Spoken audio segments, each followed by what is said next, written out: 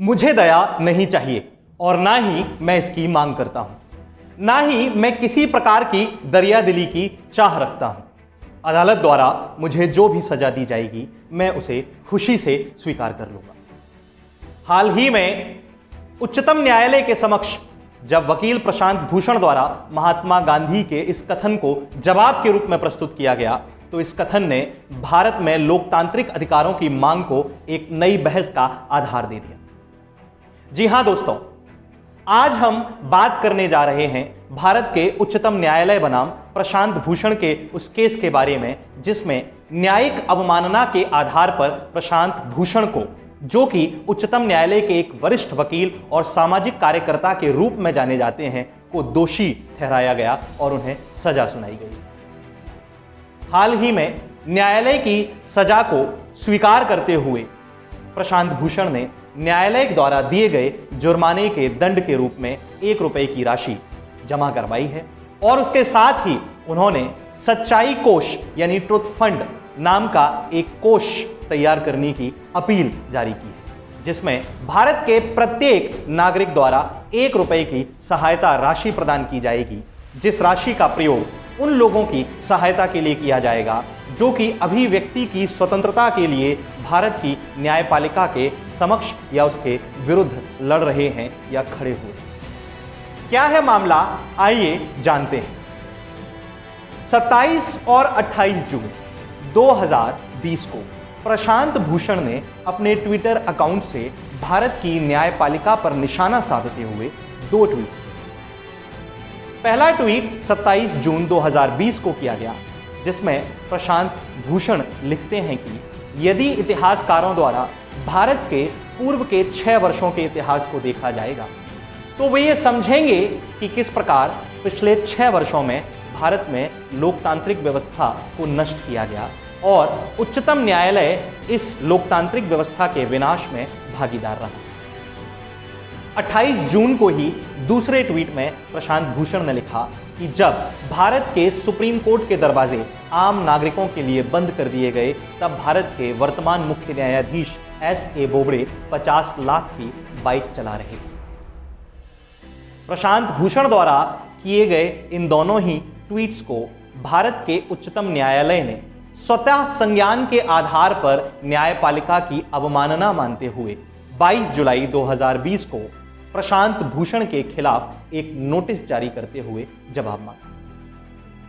प्रशांत भूषण ने अपने जवाब में कहा कि इसे सिर्फ मेरे एक व्यक्तिगत कथन के रूप में लिया जाए, जिसमें मैं सिर्फ अपनी व्यक्तिगत अभिव्यक्ति को दर्शा रहा था। उन्होंने भारत के संविधान के अनुच्छेद 19, जिसमें अभिव्यक्ति की स्वतंत्रता के बारे में प्रावधान दिया गया है, का हवाला देते हुए अपने इस जवाब को प्रस्तुत किया। यद्यपि सितंबर 2019 में उच्चतम न्यायालय के ही एक न्यायाधीश ने यह कथन दिया था कि भारत में कार्यपालिका, न्यायपालिका और नौकरशाही के लिए किया गया कोई भी आलोचनात्मक कथन संविधान के अनुच्छेद 19 के अंतर्गत राष्ट्रद्रोह नहीं माना जा सकता। उनके इस कथन के अनुसार यह भी कहा गया था कि भारत में अनुच्छेद 19 के अंतर्गत अभिव्यक्ति की स्वतंत्रता में की गई किसी भी प्रकार की अभिव्यक्ति को सिर्फ 3 स्थितियों में ही राष्ट्रद्रोह की संज्ञा दी जा सकती है। पहली स्थिति कि जब सरकार विरोधी गतिविधियों का समर्थन करने वाला कोई कथन अभिव्यक्त किया गया हो।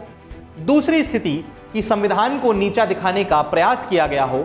और तीसरी स्थिति प्रत्यक्ष या अप्रत्यक्ष और लिखित या मौखिक रूप से दिए गए किसी भी कथन द्वारा सामाजिक स्तर पर भारत की राष्ट्रीय व्यवस्था के प्रति असंतोष को बढ़ावा दिया जाता है। सुप्रीम कोर्ट ने प्रशांत भूषण के द्वारा दिए गए इन कथनों को न्यायपालिका यानी कोर्ट की अवमानना मानते हुए 14 अगस्त 2020 को प्रशांत भूषण को न्यायपालिका की अवमानना के आधार पर दोषी ठहराया। 3 न्यायाधीशों की खंडपीठ में यह मुकदमा शुरू हुआ, जिसकी अध्यक्षता कर रहे थे न्यायमूर्ति अरुण मिश्र और उनके साथ 2 अन्य न्यायाधीश न्यायमूर्ति B.R. गवई और न्यायमूर्ति कृष्ण मुरारी। 20 अगस्त 2020 को प्रशांत भूषण को दी जाने वाली सजा की सुनवाई को टालते हुए प्रशांत भूषण को 24 अगस्त 2020 तक का समय दिया गया ताकि वे न्यायपालिका के विरुद्ध दिए गए अपने कथनों के लिए माफी मांग सकें। किंतु प्रशांत भूषण ने माफी मांगने से इनकार कर दिया। उन्होंने कहा कि यदि अदालत चाहती है कि मैं अपने बयान पर पुनर्विचार करूं तो मैं उस पर पुनर्विचार जरूर कर सकता हूं, लेकिन ऐसे पुनर्विचार से मेरे बयान में कोई बदलाव नहीं आने वाला और मैं न्यायपालिका का समय बर्बाद नहीं करना चाहता। प्रशांत भूषण के इस रवैये को देखते हुए उच्चतम न्यायालय की इस खंडपीठ ने 31 अगस्त 2020 को प्रशांत भूषण पर कोर्ट ऑफ कंटेम्प्ट एक्ट 1971 के अंतर्गत ₹1 का जुर्माना लगाते हुए एक सांकेतिक सजा सुनाई।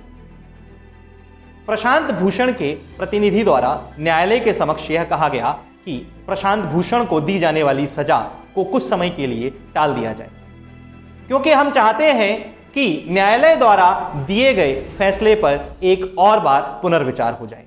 इस प्रकार का यह फैसला भारत के नागरिकों से भारत के संविधान में दी गई अभिव्यक्ति की आजादी को छीनने का काम करने वाला होगा। इस आधार पर न्यायालय में पुनर्विचार याचिका की मांग की गई, किंतु न्यायालय ने इस मांग को खारिज करते हुए अपने पूर्व में दिए गए निर्णय को जारी रखा।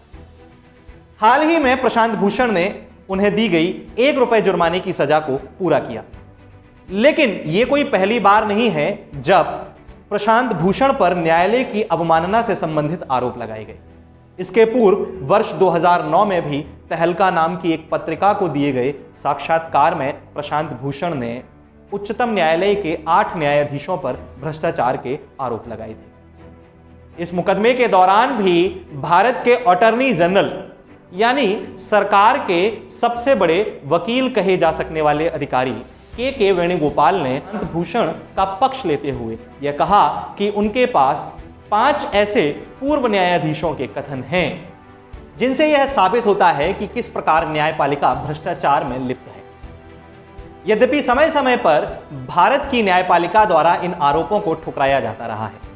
प्रशांत भूषण, जो कि एक सामाजिक कार्यकर्ता के रूप में जाने जाते हैं, और उनकी 15 वर्षों की वकालत का इतिहास यह दर्शाता है कि उन्होंने अब तक 500 से भी ज्यादा जनहित याचिकाओं संबंधी मामले सुप्रीम कोर्ट में लड़े।